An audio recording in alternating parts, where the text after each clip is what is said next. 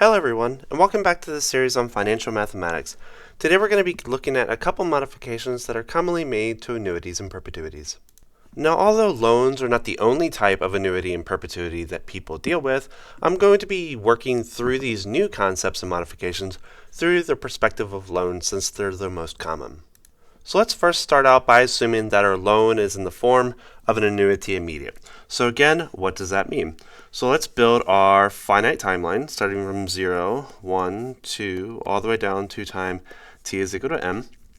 So since it's annuity immediate, we do not have a payment at time t is equal to 0. We're going to have a payment of size m at 1, m at 2, m at m minus 1, all the way down to m at m. So if we borrow an amount in the amount of x for our loan, then that, in terms of present values, must be equal to m times the present value of a unit annuity immediate with end payments under effective interest rate I. So this is one of those very important relationships that we built when we first introduced loans. And obviously we can solve this equation for our monthly payment and rewrite that present value for that unit annuity immediate and write this instead as our monthly payment will be equal to our effective interest rate times the amount that we borrow divided by 1 minus the periodic discount factor raised to the power of the number of payments that we plan to make. Right, so we have this nice little equation for a monthly payment. Now, before we start introducing our new concepts, I just want to work through or just give out some numbers to sort of give you a base point of reference. So let's assume that we borrow $45,000, and let's assume that our annual percentage rate, or APR, is equal to 6%. And let's assume that the number of payments is going to be equal to 5 years. Monthly. So that's going to be obviously equal to 5 times 12. So with this given information, so x equals 45k, APR 6%, and is equal to 5 times 12, then you should be able to find, via this nice little relation above, that your monthly payment will be equal to $866.65 approximately, and the amount total that you're going to make, which is just going to be equal to n times your monthly payment, m, is going to come out to approximately $51,999.25. Right? So these are going to be the numbers that I want you to keep in the back of your mind once we start manipulating the structure of our loans. So let's state a couple common strategies that I want to talk through first. All right, so let's look at a couple good strategies. So strategy number 1, let's assume that our goal is to have low fixed monthly payments with a larger last or first payment. Right, so that means you just pay a little bit less every month, as long as you promise to pay me a lot more money at the very last month, then all will be fine. Or you could have a higher, that doesn't look like higher, does it? So a higher monthly payment, so a higher fixed monthly payment, with a lower last or first payments. So these are two basic strategies you could have. So if you want a low fixed monthly payment with a larger last or first month payment, this last or first month payment that is larger than the rest is usually referred to as a balloon payment. And if you have a lower payment than the rest of them, then this is usually referred to as a drop payment. Right? So how would that look like from the timeline perspective so that we can start to build our mathematical relations from it? So again, let's assume that we're working under an annuity immediate structure. So we have time t is equal to 0, 1, 2, 3, all the way down to m minus 1 and m. So we're not going to have a payment at 0, assuming an annuity immediate structure. We're going to have a payment on size m. Let's assume that we're going for the last payment for this strategy. So we're going to have M there, M there, M there, M there. And then here we're going to have a difference, which I'm going to represent by capital letter delta. So this is going to be one way to formulate all of your relations. So what is this delta? So obviously, if, case number one, if delta is equal to 0, this is your typical annuity immediate, right? Because you just see a sequence of cash flows of size M. Obviously, if delta is bigger than 0, this is going to be your balloon payment. And if delta is less than 0, this would be the case of your drop payment. Right? So the timeline makes perfect sense. So let's see if we can build our present value structure from this so we can see what our new monthly payments will be if we agree to a balloon or a drop payment. So let's assume that we know a couple things first. So let's assume that the amount we borrow is fixed. The amount of time we want to borrow that loan for is fixed. Let's assume that effective interest rate or APR is fixed. And let's also assume delta occurs at time t is equal to n are all decided on. So let's assume that all of these things are decided.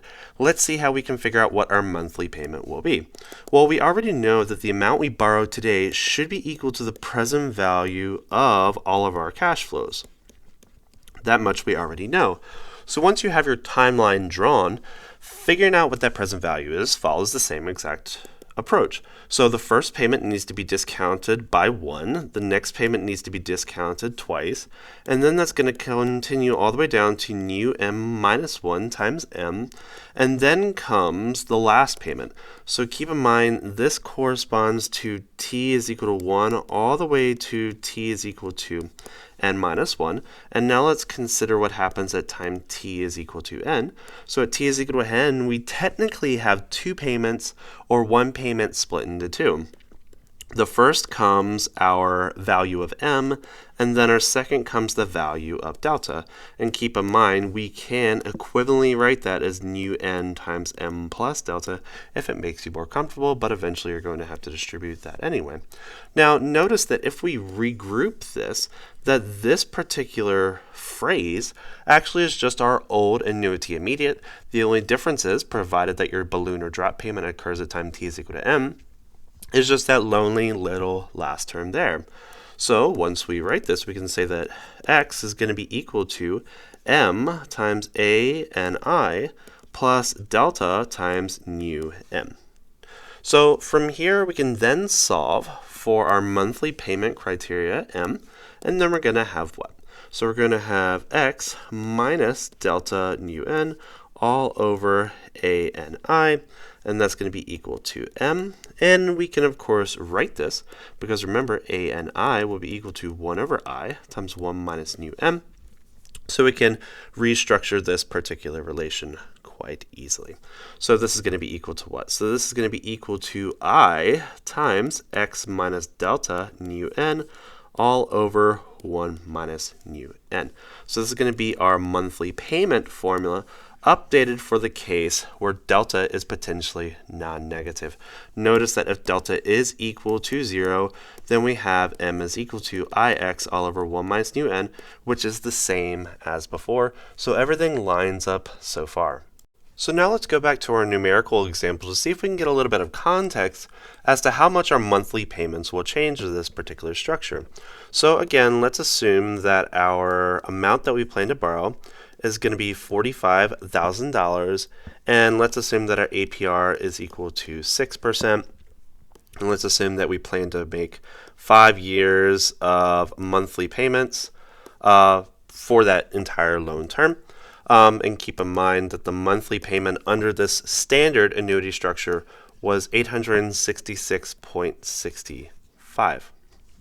So now let's assume that we make a balloon payment or a drop payment at different amounts of times. So let's assume that delta is equal to $200.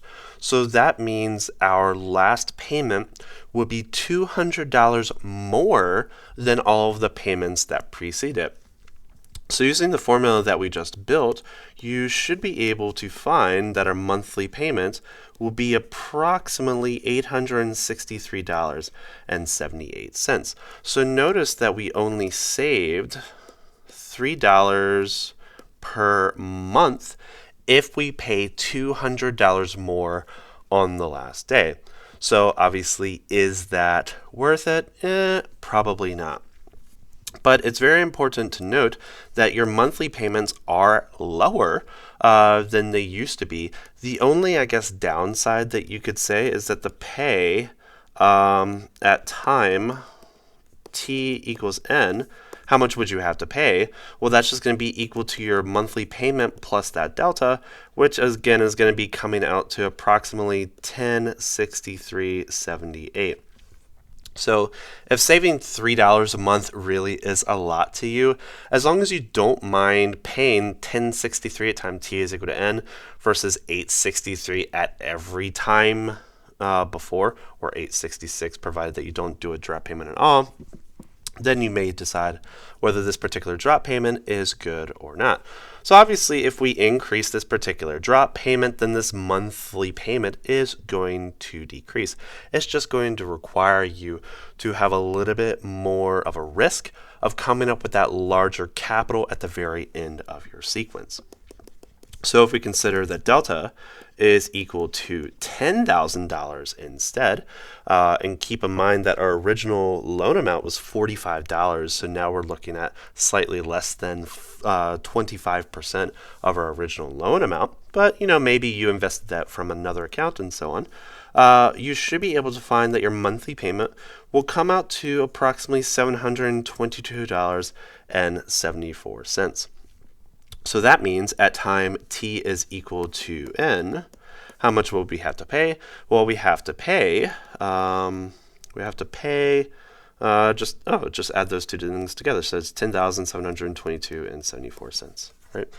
Compared to just $700 every month, now you have to pay $10,000 and $700 at the very last time. So you might be thinking, okay, that might be a little stressful. Maybe there's something important planned for that particular day, like a birthday or a wedding or something like that. So maybe you might be motivated to pay less on the last day. So let's assume that you want to pay $400 less than your typical amounts. So obviously this is going to increase your monthly payment, but maybe that's good for you. You should find that that's approximately $872.41. But that means pay at t is equal to n in the amount of approximately 872 minus 400, which is going to be $472.41. Right? So now we're going from 900 down to 500, about $400 difference. So, maybe that will relieve a little bit more stress. And keep in mind, I just want to make this important note, because now you can start to build, okay, maybe I can make a little bit more of a sophisticated structure. So you can balloon or drop the last few payments, greater than or equal to 1 if you want to, right? Because obviously, dropping your last payment by $400 does give you a little bit less stress on 472. But if you drop the last two payments by $400, yes, it will increase your monthly payment up by amount. But if that amount is small to relieve stress for 2 or more months, then maybe you might want to prefer that type of financial structure instead. The next type of annuity modification is referred to as a deferred annuity. And it goes like this. Let's suppose that we want to borrow X at time t is equal to 0, but we don't want to start making payments, or we don't have the ability to start making payments until some point in the future, maybe potentially a lot longer than a month from today. This is extremely common in setting up student loan payments, because usually when you're in school, you usually are not working a job that makes enough revenue to pay off those student loan payments. So a deferred annuity is common in this particular scenario. So what type of timeline structure are we looking at here? So if time t is equal to 0, 1, 2, all the way down to, so there's going to be this point in time m, and also this point in time m plus 1, m plus 2, all the way down to m minus 1 and then m. So what's so special about this m? Well, m is going to be the number of periods that you do not want to make payments for. So usually our first payment would be made at time t is equal to 1, but we don't have the money to do so, and we don't want to be penalized for it. So it's not like we're choosing to not make our payments, but we have agreed that we won't make our payments until 2 years later. But interest will still continue to accumulate, so it's not like we're just getting this money for free. So we're not going to make a payment at time t is equal to 2, at t is equal to 3, and we're not going to make a payment at time t is equal to m, but we will make our first payment at time t is equal to m plus 1, m plus 2, all the way down to n minus 1, and as usual, our last payment will still be at time t is equal to m. So what we have here is our payments. So we are deferred by m time periods. So we're deferred by m periods, but interest still grows, right? Because you need the money today, which is, again, extremely different compared to just borrowing x at time t is equal to m, right? Because you need the money today, not 2 years later, for whatever reason, whether it's a startup cost for a business or whatever. Usually you have to have a bit of collateral to do this, but not always required depending on the loan agreement, right? So obviously, if you defer by m periods, what can you guess about these m's? So obviously these m's will be higher than usual, assuming the same I, same n, and same x, of course. Right? So obviously you need the money today. Interest rates might be predicted to be a lot larger later on, what have you. So how would we price this particular type of annuity? Well, the present value, which is going to be x, is going to be equal to m times, and then we need to write this so our first payment occurs at time t is equal to m plus 1. So that needs to be discounted m plus 1 times, and then m plus 2 times, all the way down to, again, m minus 1, and then finally n at the very end. So if we write this in summation form, that's just going to be equal to m times the sum from k is equal to m plus 1 to n of nu to the power of k. And now what we want is to decompose this into something larger minus something smaller. So we can write this as m times the sum from k is equal to 1 to n. So that's our typical annuity immediate structure.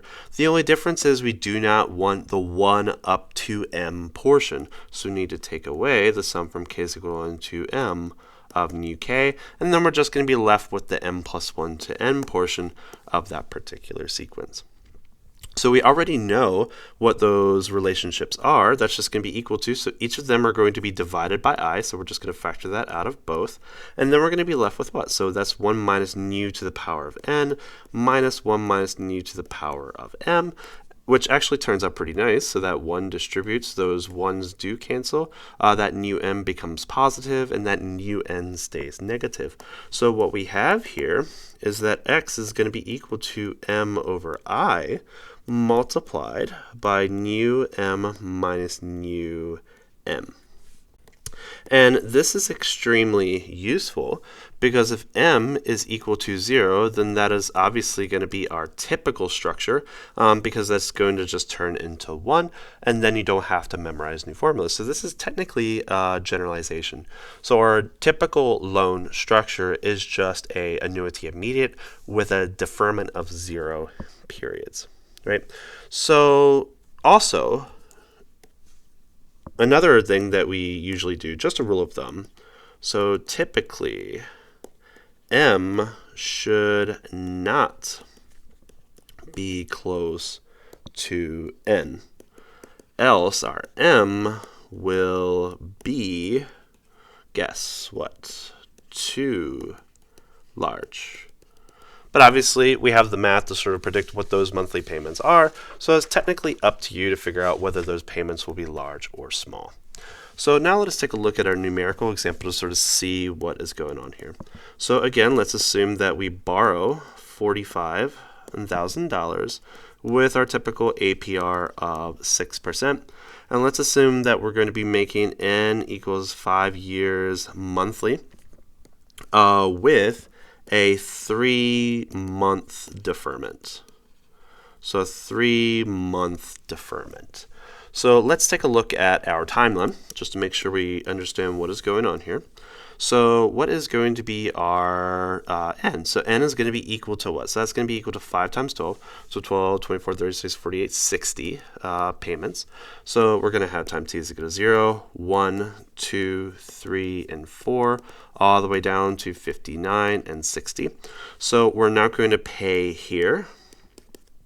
We're not going to pay here, and we're not going to pay here. So our first payment is going to be made at time t is equal to 4, 5, 59, up to 60. So this is our 3-month deferment. All right. So what do we have here? So some people will also note this in a different way. Some people will denote this as A with a N I, so that's our typical. And some people will do M bar to denote how many payments it is deferred. So you could obviously see that 0 bar ANI is just going to be equal to ANI in terms of notation. And another nice mathematical formula that you might want to keep in the back of your mind is that an annuity immediate that is deferred by M payments is actually just going to be equal to a discounted version of an annuity immediate, right? So this very formula is actually a nice little exercise to do. So if we go back to our numerical example, what are we going to have? So if we do not have any deferment, then what was our monthly payment? Our monthly payment was $866.65.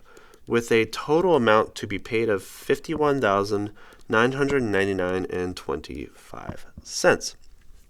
So if we have our 3-month deferment, using these little mathematical relations we've built, what can you have? So again, m will be equal to ix all over nu m minus nu n, where m is equal to 3 and n is equal to 60. And you're going to find that that's going to be approximately $925.36. So the first thing that you should probably think about is that increase a lot? So that's just a $58.71 increase per month. Is that a lot? Well, you didn't have to pay money for 3 months. So if you're able to make that 5871 sequence present value to today more over those particular 3 months, then probably not. And that definitely would be worth it. And obviously we should take a look at how much money we're going to end up making under this deferred annuity. You'll end up paying $55,000. $521.54.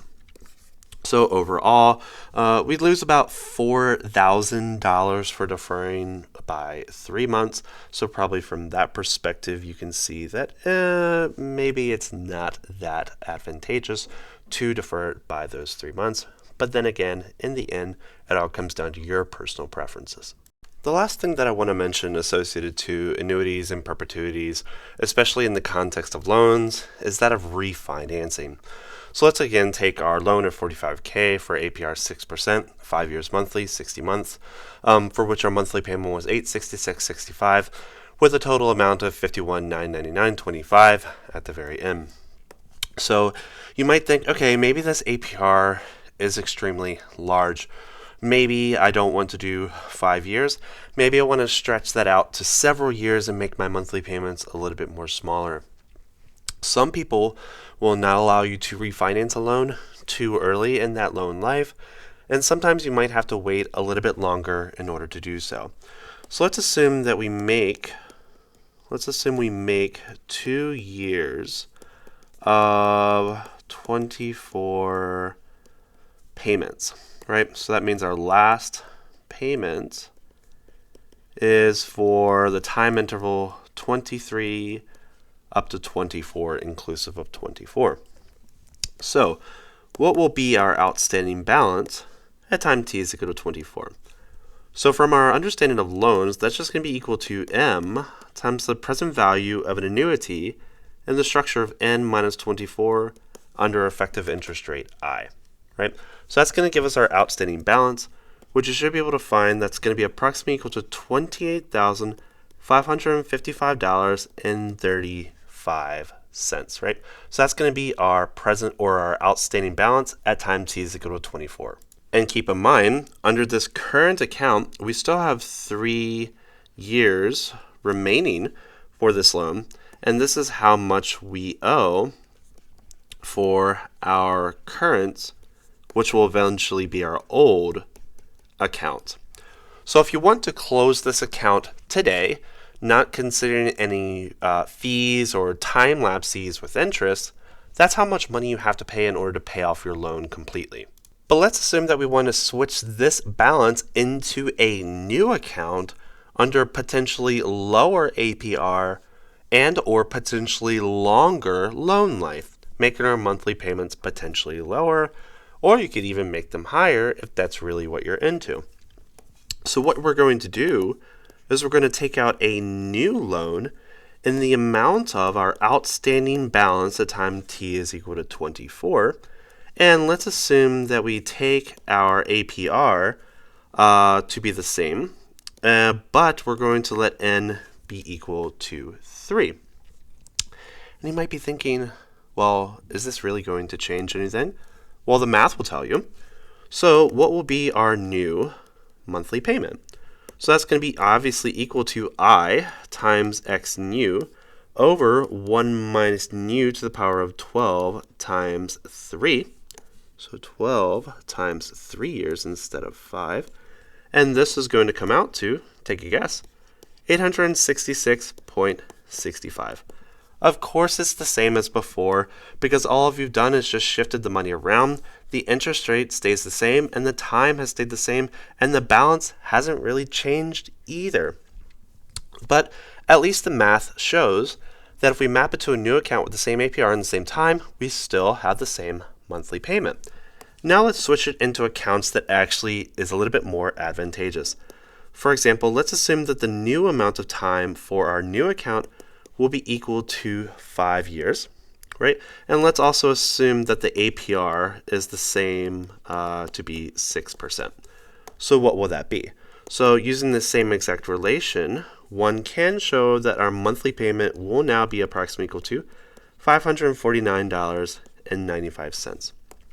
So we've went from 866 down to 549, but keep in mind that balance was borrowed 2 years ago, right? Which you probably have already spent. Yes, your monthly payment is lower, but maybe that differential between 866 and 549 you can make more money with to sort of pay it back over time. Some people do use loans to pay off loans, but you have to be very, very careful and take into consideration a lot of variables, such as variable interest rates, when doing that type of thing.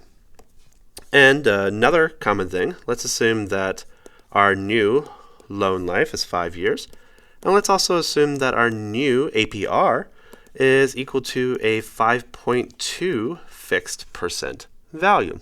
Obviously, we anticipate our monthly payment to be even lower than 549.